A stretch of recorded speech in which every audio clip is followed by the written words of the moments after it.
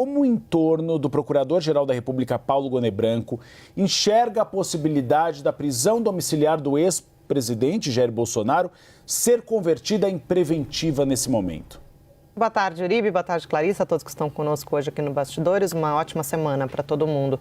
Uribe, as fontes que acompanham de perto ali o trabalho do PGR dizem que a chance é pequena de o Procurador-Geral se manifestar pela conversão da domiciliar do ex-presidente Jair Bolsonaro em uma prisão preventiva.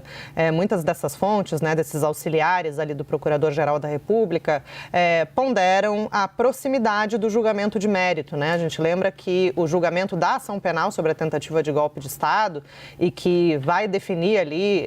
se houver uma definição pela condenação, a pena a qual Bolsonaro vai ser condenado, está previsto para o dia 2 de setembro, para começar no dia 2 de setembro e terminar ainda no mês de setembro, conforme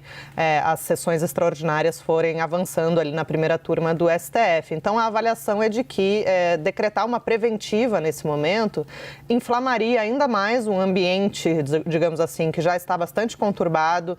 acirraria, por exemplo, a crise com os Estados Unidos a ponto de gerar, eventualmente, novas sanções, além das que já foram aplicadas até o momento. Enfim, colocaria mais lenha na fogueira num momento em que o próprio governo tem tentado buscar alternativas aí, saídas para o tarifaço de 50% e o próprio Supremo tem tentado entender, por exemplo, o alcance da Lei Magnitsky, Isso não está muito claro até o momento como que os bancos, por exemplo, devem se comportar, se devem seguir as restrições norte-americanas ou se tem que seguir aquela decisão do ministro Flávio Dino que reiterou que decisões e, enfim, deliberações feitas por tribunais estrangeiros não teriam validade no Brasil por uma questão de soberania nacional. Então, diante de tantas incertezas, o PGR entende que, o entorno da PGR, entende que seria uma medida muito extrema declarar,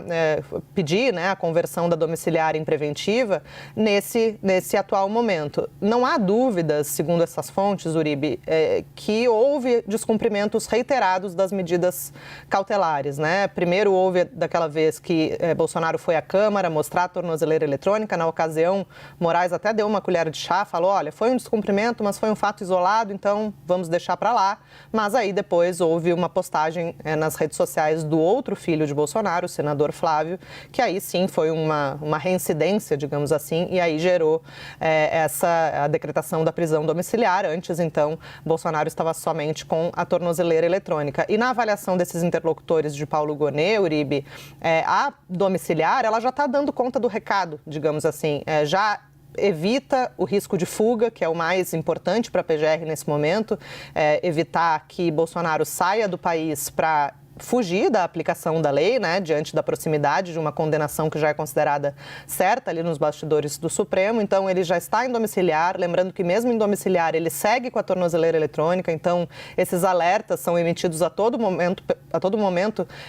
para as autoridades, para os investigadores, para se ter certeza ali de que não está havendo nenhum tipo de descumprimento ali do perímetro que Bolsonaro é autorizado, no qual Bolsonaro é autorizado a ficar. Então, na avaliação desses auxiliares de Gonet, a domiciliar já está cumprindo um papel importante nesse momento, sem necessidade de que isso seja convertido numa prisão preventiva. É claro, hoje que foi intimada a PGR, tem aí 48 horas para dar a sua resposta, as coisas podem mudar, a gente sabe que aqui em Brasília as coisas podem mudar de um dia para o outro, mas a avaliação geral ali dos bastidores da PGR é de que Bolsonaro deve ser mantido em prisão domiciliar sem conversão para preventiva.